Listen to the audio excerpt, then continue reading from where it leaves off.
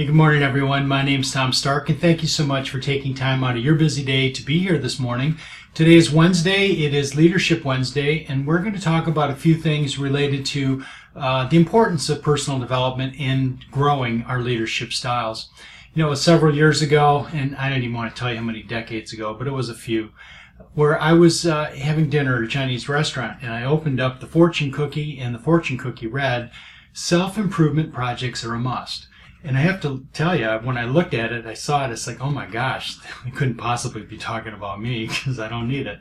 But you know what? What it really said is that at that time, I didn't have a personal development plan. I didn't have that kind of a process where I would begin to continue to learn, continue to grow, and accept it as a lifelong process. And in particular, as it related to kind of a leadership in a leadership style. So my question for you today is this. It's basically the same question that I was asked many years ago. What is your plan for personal growth? What's your plan for personal growth? There's 8 topics or 8 points that I want to touch on here.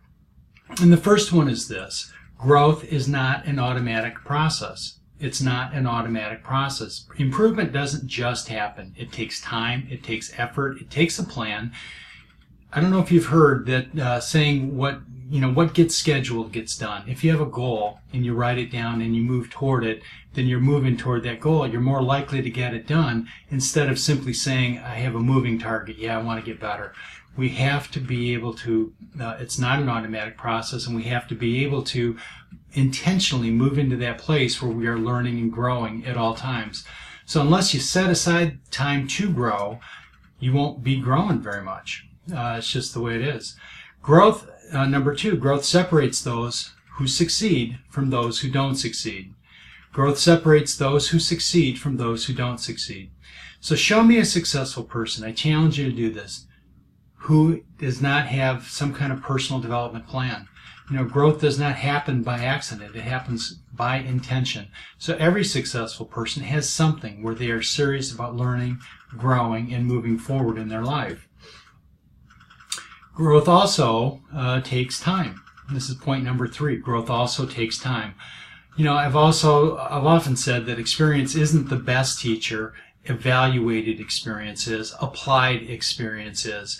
So when you look back on the lessons of your life, the lessons and experiences that we've all had, take the time to reflect on it, to learn from it, to grow from it. Take the time. Because if we don't, we're missing out on those golden nuggets where we can apply that stuff to our lives and help us to know where we go next. So growth takes time.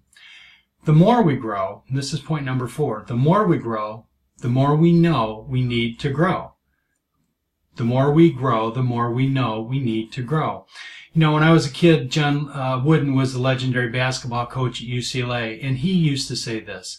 It's what we learn after we know it all that counts. It's what we learn after we know it all that counts. And I find this so true because once we think we know it all, we really don't. And so personal development is really a lifelong process. It's a process without an end.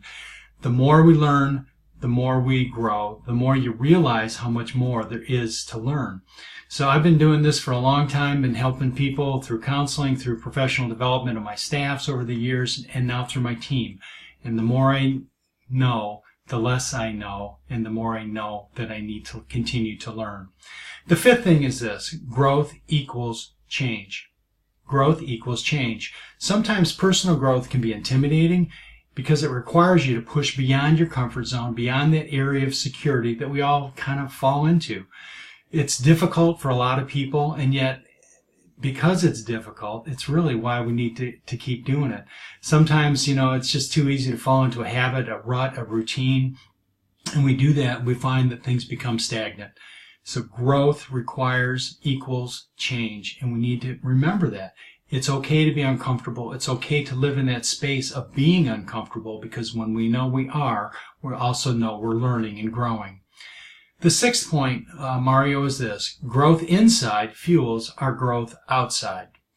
You know, our personal development journey it really starts as an inward focus. We have to, it's about who we are in our hearts and what we want to be and how we want to become. So we need to start with making small changes on the inside. Maybe it's a habit, maybe it's an outlook, maybe it's an attitude, maybe it's a schedule or routine, but we need to make those inward decisions about how we're going to live our life and how we're going to apply things. So before long, those changes will begin to manifest themselves outwardly with big results. But we have to start on the inside. And once it becomes part of who we are, it becomes an expression of who we are. So your growth plan should reflect the patience and the discipline that all this requires. So growth inside fuels growth outside. The seventh thing is this: growth requires a forward focus. It's easy, especially when in those moments where we want to seek safety and security, that we get into those ruts and we're not really thinking ahead. We're either staying in the moment and not moving ahead, or we're living in the past. And the more we stay not focused on the future or on the forward, we are in fact going to stay in the past. That's just the way it is. So by definition, growth requires you to get bigger, to want to be more than what you currently are. It's easy to celebrate past successes. It's easy to wallow in past failures. But the more we do that, the more we get stuck. So we have to keep focusing every day and shift up our thinking to move into a forward gear. We just have to keep doing that. You want to be bigger tomorrow than you are today. You want to learn something today that you can apply tomorrow and share with other people. Mario, the eighth and final thing is this: you determine the areas where you grow. You determine the areas where you grow. One of the key principles in all of this is that, we kind of know inside what it is we're afraid of. We know inside what is holding us back. We know why we want to stay in a safe and secure place. Maybe it's because we're just tired, or maybe, whatever the reason is, we basically know. So why is this powerful? And it's because if you can master those areas where your focus is distracted, if you can master those areas where you are strong and continue to get stronger in those areas, you will continue to move forward. But you know this already, and you know it really by those things that you fear, those things you want to avoid, those things you don't really want to do. And so when you begin to master that stuff and to move into that place of resolution, then you're going to see your business grow. You're going to see your ability to teach this to those people who you're working with grow.